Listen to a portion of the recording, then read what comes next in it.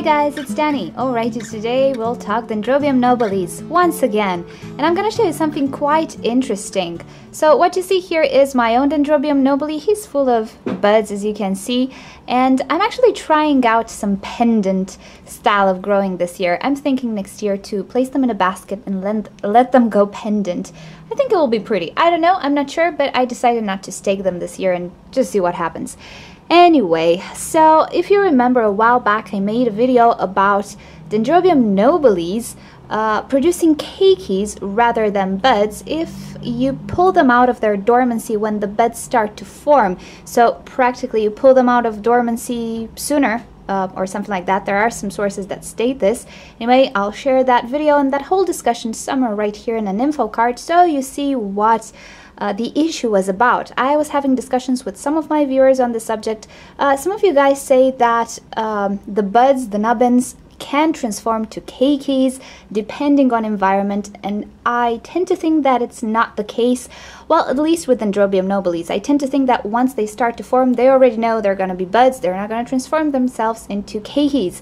Of course, you're going to have those genetic anomalies where a little flower spike can create roots and then a keiki and so on. But for the main part, with Dendrobium nobilis, not referring to all Dendrobiums here, you will probably have buds if you already place them into dormancy.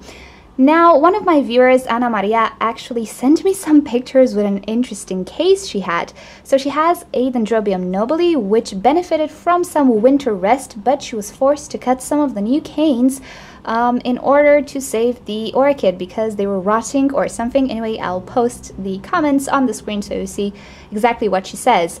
And actually she told me that the canes she cut, she actually kept, she didn't throw away, and lo and behold, they are producing buds right at this moment. So even if you pull out the orchid from its dormancy, you stress it, you put it in worms, you water it, you put it in a humid place, so practically you don't provide the winter rest, it's still gonna bloom because the nubbins formed already know they're gonna be blooms and there's nothing you can do about it.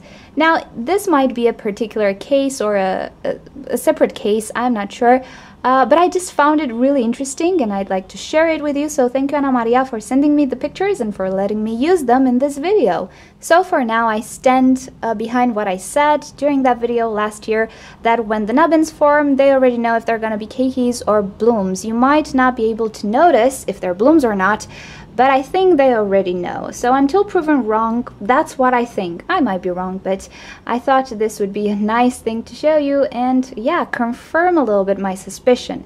Now, I had some discussions with some other viewers regarding other Dendrobiums. I am not sure. I've never grown those, so if you tell me about the, what was the Dendrobium amethystoglossum? I'm not sure.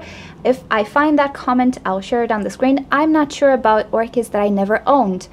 Because obviously I never owned them, I don't know them. It might be the case with some Dendrobiums that they will produce keikis instead of blooms if you pull them too early from their dormancy. My experience with nobiles is that if you don't provide an adequate rest, they will not produce as many buds, but that's practically the worst thing that can happen. And also you can have odd flowering, like after the first flush of blooms, you can have 1 or 2 more blooms in the summertime. I did have a Dendrobium which did that, but it wasn't a full bloom, it was just some odd blooms, so I'm not gonna consider that as a non-winter rest that induces blooms. So yeah, I do think that the external factors that induce a particular type of growth on this orchid will have their toll, and if you change them midway or towards the end of the formation of the new segment of the orchid, it's not gonna matter anymore. So what I would suggest to you, when you see these buds starting to form, you can start watering your orchid. Don't fertilize it just yet, it doesn't need it, but start watering. Keep it a little bit warmer because it's gonna speed up the process of blooming, and pretty much that's it. I don't think with these nobile hybrids, because I don't have a species or anything, it's pretty hard to find species. With the normal Yamamoto style hybrids of nobiles, don't worry, really, you're not gonna pull them too early from their dormancy. If you see nubbins, they're flowers, and that's pretty much it. Well, in the vast majority of cases, the only, let's say, nobile type, although I'm not sure it's a nobile type, that I had some problems with excessive keikis was the stardust. But again, I'm not sure that's a pure nobile. It looks totally different. I'm going to share with you on an info card right here the video with that orchid. It's a beautiful orchid, but it does tend to produce a ton of keikis. And it's okay to remove some of them if they are excessive, because they're going to drain the mother plant and it's not funny. So alrighty guys, thank you for watching this video. Hope you enjoyed it. I cannot wait to have my Dendrobium nobilis in bloom and see how they look like pendant. I'm not sure if I'm going to keep this method. I'm just testing it out at this moment. If it doesn't look good, I'm just gonna stake them up like I used to. Alrighty, so thank you again, Ana Maria, for the pictures. If you'd like to see more videos from me, simply subscribe to my channel. I post on a daily basis.